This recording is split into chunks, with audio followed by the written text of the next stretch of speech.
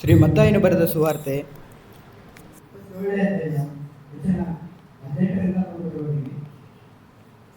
ಪಿಲಾತನು ಯೇಸುವನ್ನು ಮರಣದಂಡನೆಗೆ ಒಪ್ಪಿಸಿದನು.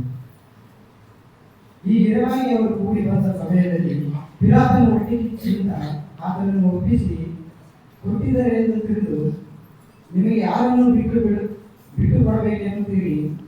ಬರಬ್ಬನನ್ನು ಕೃಷ್ಣನಿಂದ ನೆನೆಸಿಕೊಳ್ಳುವ ಯೇಸುವನ್ನು ಎಂದು ಅವರನ್ನು ಕೇಳಿದಾಗ, ಇದಲ್ಲದೆ ಅವನು ನ್ಯಾಯಸ್ಥಾನದಲ್ಲಿ ಕೂತಿರುವಾಗ ಅವನ ಹೆಂಡತಿಯ, ನೀನು ಆ ಸತ್ಪುರುಷನ ಗೊಡವೆಗೆ ಹೋಗಬೇಡ, ಅವನ ದಶೆಯಿಂದ ಈ ಹೊತ್ತು ಕನಸಿನಲ್ಲಿ ಬಹಳ ತೊಂದರೆ ಪಟ್ಟೆನು ಎಂದು ಅವನ ಬಳಿಗೆ ಹೇಳಿ ಕಳಿಸಿದರು.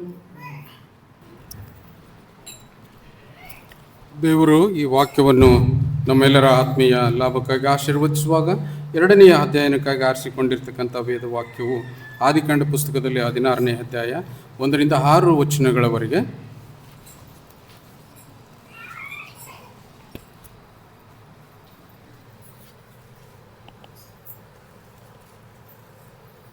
ಆದಿಕಾಂಡ ಪುಸ್ತಕ 16ನೇ ಅಧ್ಯಾಯ 1ರಿಂದ 7 ವಚನಗಳವರೆಗೆ.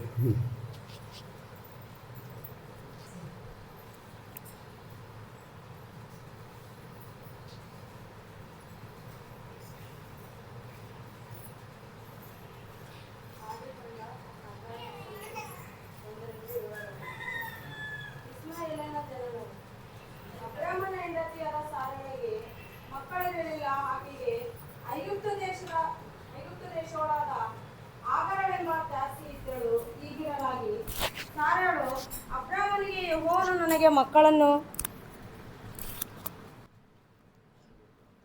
ಮಕ್ಕಳನ್ನು ಕೊಡಲಿಲ್ಲವಷ್ಟೇ, ನೀನು ನನ್ನ ದಾಸಿಯ ಬಳಿಗೆ ಹೋಗಬೇಕು, ಒಂದು ವೇಳೆ ಅವಳ ಮೂಲಕ ನನಗೆ ಸಂತಾನವಾದೀತು ಎಂದು ಹೇಳಲು ಅಬ್ರಾಮನು ಆಕೆಯ ಮಾತಿಗೆ ಸಮ್ಮತಿಪಟ್ಟನು. ಅಬ್ರಾಮನು 10 ವರ್ಷ ಕಾನಾನ್ ದೇಶದಲ್ಲಿ ವಾಸಿಸಿದ ಮೇಲೆ ಅವನ ಹೆಂಡತಿಯಾದ ಸಾರಯಳು ಐಗುಪ್ತಳಾದ ಆಗರಳೆಂಬ ದಾಸಿಯನ್ನು ಕರೆದು ತನ್ನ ಗಂಡನಿಗೆ ಹೆಂಡತಿಯಾಗಿ ಒಪ್ಪಿಸಿದಳು. ಅವನು ಆಗರಳನ್ನು ಕೂಡಲೇ ಬಸಿರಾದಳು. ತಾನು ಬಸಿರಾದೆನೆಂದು ತಿಳಿದುಕೊಂಡಾಗ ಅವಳು ಯಜಮಾನಿಯನ್ನು ತಾತ್ಸರ ಮಾಡಿದಳು. ಆಗ ಸಾರಳು ಅಬ್ರಾಮನಿಗೆ, ನನ್ನ ಗೋಳು ನಿನಗೆ ತಗಲಿಲ್ಲ, ನನ್ನ ದಾಸಿಯನ್ನು ನಿನಗೆ ಹೆಂಡತಿಯಾಗಿ ಒಪ್ಪಿಸಿದನಷ್ಟೇ. ಅವಳು ತಾನು ಬಸಿರಾದೆನೆಂದು ತಿಳಿದು ನನ್ನನ್ನು ತಾತ್ಸರ ಮಾಡುತ್ತಾಳೆ. ನಿನಗೂ ನನಗೂ ಯೆಹೋವನೇ ನ್ಯಾಯ ತೀರಿಸಲಿ ಎಂದು ಹೇಳಲು ಅಬ್ರಾಮನು, ನಿನ್ನ ದಾಸಿಯೇ ನಿನ್ನ ಕೈಯಲ್ಲಿ ಇದ್ದಾಳೆ, ಮನಸ್ಸು ಬಂದಂತೆ ಮಾಡು ಅಂದನು. ಆಗ ಸಾರಳು ಅವಳನ್ನು ಬಾಧಿಸಲು ಅವಳು ಓಡಿ ಹೋದಳು. ಅವಳು ಮರಳುಕಾಡಿನಲ್ಲಿ ಸೂರ್ಯನು ಮಾರ್ಗದ ಹೊರತೆಯ ಹತ್ತಿರ ಇರುವಾಗ ಯೆಹೋವನ ದೂತನು ಅವಳನ್ನು ಕಂಡು, ಸಾರಳು ದಾಸಿಯಾದ ಆಗರಳೆ,